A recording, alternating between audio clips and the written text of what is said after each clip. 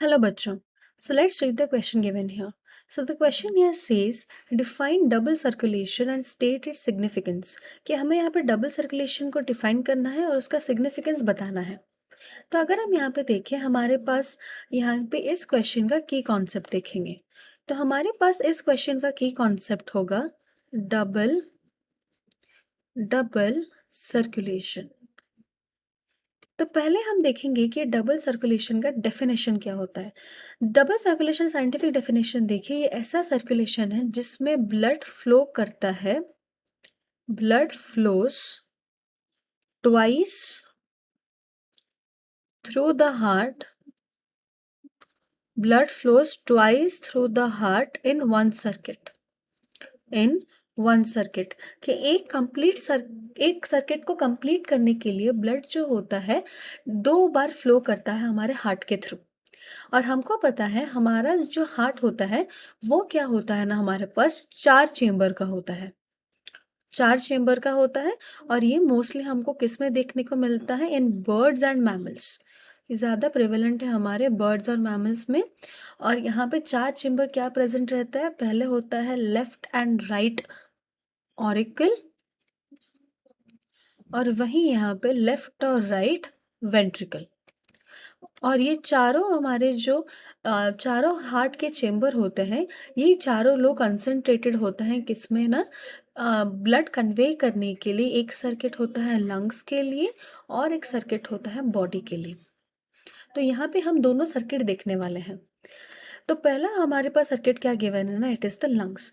Lungs का नाम सुन के पता चल रहा है इस सर्किट का नाम क्या होगा, it is pulmonary circulation. Double circulation में जो 2 सर्कुलेशन है उनमें से एक का नाम क्या है ना यहाँ पे, पल्मोनरी सर्कुलेशन.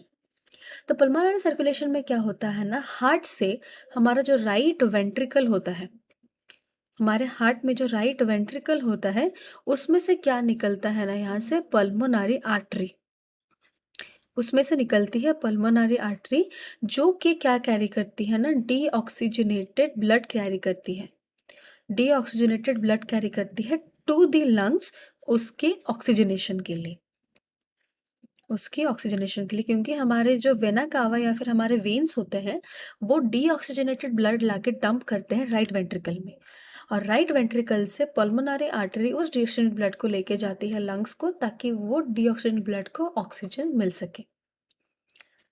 फिर हमारे पास the second type of circulation जो होता है that is termed as systemic circulation. और ये सिस्टमिक सर्कुलेशन जो होता है ये किसके साथ कंसंट्रेटेड होता है ना, हमारे होल बॉडी के साथ. तो इसमें क्या होता है ना, हमारे हार्ट का जो लेफ्ट वेंट्रिकल होता है, हमारे हार्ट का जो लेफ्ट वेंट्रिकल होता है उसमें से क्या निकलता है ना, यहाँ पे अओर्टा निकलता है. और ये अओर्टा जो निकलता है ये लेके चलता है ऑक्सीजनेटेड ब्लड. तो यहाँ पे हमको हमको पहले देखना चाहिए कि लेफ्ट वेंट्रिकल को ऑक्सीजनेटेड ब्लड बिना कैसे. तो लंग्स से हमारे पास आती है यहाँ पे पल्मोनरी वेन, लंग्स से आती है पल्मोनरी वेन, जो कि कैरी करके लाती है यहाँ पे oxygenated blood to the left ventricle, जो कि आउटा के थ्रू वही ऑक्सीजनेटेड ब्लड जाता है हमारे रेस्ट ऑफ द बॉडी को, वही ऑक्सीजन ब्लड जाता है रेस्ट ऑफ द बॉडी को. तो यहाँ पे हमने देख लिया कि डबल सर्कुलेशन एक्चुअली होता क्या है. लेकिन यहाँ पे हम देखेंगे इस डबल सर्कुलेशन का हमारे पास सिग्निफिकेंस क्या है, कि डबल सर्कुलेशन होना क्यों चाहिए.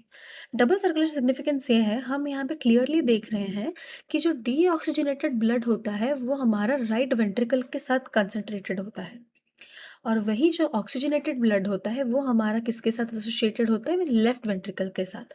तो यहाँ पे हम देख रहे हैं कि ब्लड का मिक्सिंग नहीं हो रहा है, mixing of deoxygenated and oxygenated blood doesn't occur.